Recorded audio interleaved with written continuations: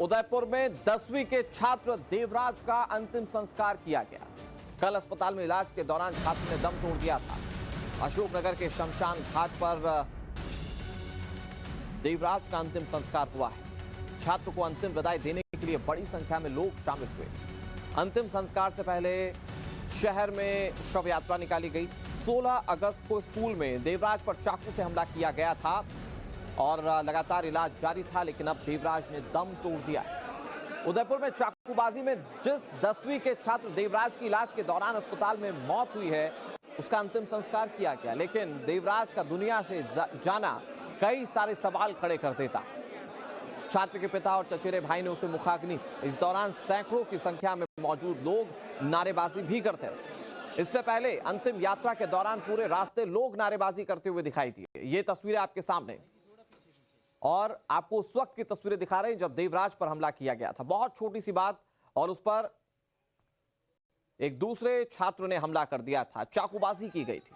तब से देवराज की हालत नाजुक थी। हालांकि बीच में एक वक्त ऐसा भी आया जब प्रशासन ने इस बात की जानकारी दी कि देवराज की स्थिति स्थिर है, लेकिन अब खबर देवराज के मरने की आई और उसके बाद आज उसका अंतिम संस्कार किया गया। ये 5 तस्वीरें इस वक्त टीवी स्क्रीन पर आपके सामने, जिसमें आप इस पूरे घटनाक्रम को समझ पाएंगे। 16 अगस्त को 10वीं के छात्र पर हमला किया गया था।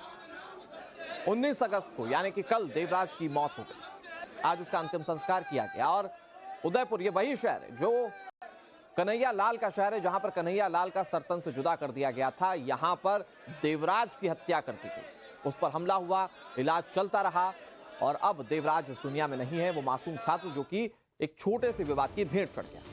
मृतक छात्र देवराज के पिता की अपील कि कोई वकील आरोपी का केस ना लड़े, यानी कि जिसने हमला किया उसका केस कोई भी वकील ना लड़े। ये देवराज के पिता की गुहार। छात्र के पिता कह रहे हैं आरोपी को कड़ी से कड़ी सजा मिलनी चाहिए। देवराज वो मासूम बच्चा जो अस्पताल में जिंदगी और मौत के बीच लंबे समय तक जंग लड़ता रहा, आखिरकार वो जंग हार गया। लेकिन अब मृतक के पिता ये कह रहे हैं कि जो आरोपी है जिसने इस बच्चे का मर्डर किया, उसका कोई भी वकील केस ना लड़े। सुनाते हैं आपको कि क्या कह रहा है परिवार। कोई भी वकील इसका केस ना लड़े और मेरे बच्चे को जल्दी से जल्दी न्याय मिले। बस मैं तो यही प्रशासन से ही मांग करता हूँ, पुलिस अफसर से यही मांग करता हूँ कि बस मेरे बच्चे को जल्दी से जल्दी न्याय मिले और कोई भी वकील इसका केस ना लड़े। बस मेरे हिसाब से उस अपराध को कड़ी से कड़ी सजा मिलनी चाहिए। बस इस बीच उदयपुर पुलिस की शहर के लोगों से अपील है कि शहर का माहौल खराब करने की कोशिश ना करें। आईजी खुद इस बात की अपील कर रहे हैं किसी भी तरह की अफवाहों पर ध्यान ना दिया जाए, माहौल खराब करने पर कार्रवाई होगी। उदयपुर शहर में धारा 144 लागू कर दी गई है। प्रशासन अपनी तरफ से तमाम एहतियातन कदम उठा रहा है। और ये क्यों हो रहा है?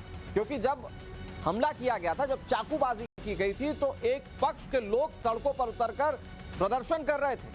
उस वक्त स्थितियां खराब होती हुई नजर आई और अब जब देवराज इस दुनिया में नहीं है तो पुलिस को आशंका है कि एक बार फिर से माहौल बिगड़ सकता है और ऐसे में लोगों से शांति की अपील पुलिस प्रशासन कर रहा है।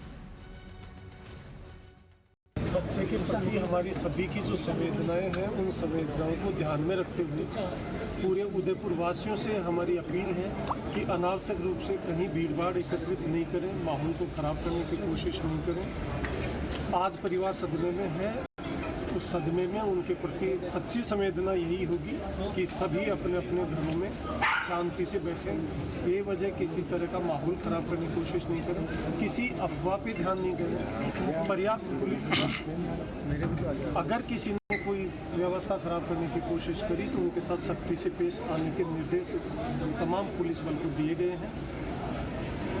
धारा 144 भी शहर में लगी हुई है। तो पुलिस प्रशासन की ओर से क्या अपील की जा रही है वो हमने आपको सुनाया, क्योंकि जब देवराज पर चाकू से हमला किया गया था तब भी स्थितियां बिगड़ती हुई दिखी थी। अब उसकी मौत हो चुकी है, वो इस दुनिया में नहीं है, तो ऐसे में पुलिस प्रशासन तमाम स्थितियों को कंट्रोल कर रहा है। बबर पुष्पेंद्र हमारे सहयोगी ज्यादा जानकारी के साथ जुड़ गए हैं। बबर, क्या तैयारियां हैं पुलिस की, क्योंकि चाकूबाजी की घटना के बाद लोगों में उबाल दिखा था, अब देवराज का अंतिम संस्कार किया जा चुका है, पुलिस क्या एहतियातन कदम उठा रही है?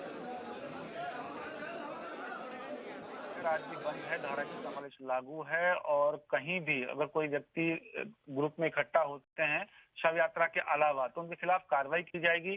जैसा कि आईजी ने कहा कि पुलिस को ये ऑर्डर्स दे दिए गए हैं, अलर्ट पर रखा गया है कि कोई भी अगर माहौल बिगाड़ने की कोशिश करता है तो उसके खिलाफ सख्ती से निपटा जाएगा। साथ ही साथ आज अंतिम यात्रा हुई देवराज की, उनके घर से उनका शव जो है शमशान गृह पहुंचा और वहां पर हजार संख्या में लोग उनके साथ रहे, लोगों ने फूल बरसाए और गमगीन हर चेहरा गमगीन वहां पर नजर आ रहा था, क्योंकि जिस तरीके से उसकी हत्या हुई है, एक छोटी सी बात पर चाकूबाजी हुई और उसमें देवराज की हत्या हो गई। कई लोगों का आरोप यह भी था कि प्रशासन ने कुछ छिपाने की कोशिश की है, लेकिन फिलहाल जो पिता हैं वो यहाँ थोड़े गंभीर नजर आए और उन्होंने कहा कि मुझे सिर्फ न्याय चाहिए और उस व्यक्ति का केस कोई ना लड़े जिसने ये घटना को कारित किया। भंवर पुष्पेंद्र, ये भी बताइए कि पुलिस ये जो कदम उठा रही है, क्या ये एहतियातन कदम है या पुलिस के पास कोई इनपुट है? क्योंकि हमने देखा था कि जब देवराज पर चाकू से हमला किया गया था, लोगों का उबाल सड़कों पर दिखा था, उस वक्त स्थितियां आउट ऑफ कंट्रोल दिखी थी। इस बार क्या इस तरह का कोई इनपुट पुलिस के पास है कि उस तरह की घटनाएं हो सकती हैं? जी देखिए, बिल्कुल, क्योंकि सामाजिक संगठनों के कई पदाधिकारी जो हैं इस समय शहर में मौजूद हैं। जिस समाज से देवराज बिलोंग करता था उसके भी सामाजिक जो अधिकारी हैं, जो राष्ट्रीय नेता हैं, वो यहाँ पर आए हुए हैं। ऐसे में एक इनपुट है आईबी की तरफ से कि कोई भी इस तरह की घटना हो सकती है, लिहाजा पहले ही एहतियातन बंदोबस्त किए जाएं और उसी के परिणाम स्वरूप आईजी ने ये ऐलान किया। जी। और कार्रवाई को लेकर भंवर, क्योंकि परिवार इंसाफ की गुहार लगा रहा है, पुलिस प्रशासन की तरफ से कार्रवाई को लेकर क्या तैयारियां? देखिए, पुलिस प्रशासन ने उसी समय दोनों जो एक लड़का आरोपी था उसको गिरफ्तार किया था, क्योंकि वो नाबालिग था, लिहाजा उसके पिता को भी गिरफ्तार किया गया था। अब जो पीड़ित पक्ष है वो ये कह रहा है कि उनके परिवार के खिलाफ भी कार्रवाई की जानी चाहिए, क्योंकि नाबालिग बच्चा चाकू लेकर कैसे स्कूल पहुंचा, इन सभी तथ्यों को ध्यान में रखकर उनके जो गार्जियंस है उन पर कार्रवाई हो, ये पीड़ित परिवार की मांग है। साथ ही साथ मुआवजे की मांग की जा रही है, एक नौकरी की मांग की जा रही है। अब देखना होगा कि सरकार किस स्तर पर उनकी मदद कर पाती है। ये मामला सिर्फ एक चाकूबाजी का नहीं है, इसके पीछे एक नफरती सोच, नफरती एजेंडा भी दिखता है। तो ऐसे में कार्रवाई बड़े पैमाने पर होनी चाहिए ताकि आगे कोई इस तरह के कदम ना उठा पाए। कन्हैया लाल मर्डर केस को भी अभी जनता भूली नहीं है और उसके बाद उसी जगह से एक और मामला इस तरह का सामने आना बहुत सारे सवाल खड़े कर देता है। भंवर, नजर बनाए रखिए कार्रवाई को लेकर, आगे भी आपसे अपडेट हम लेते हैं।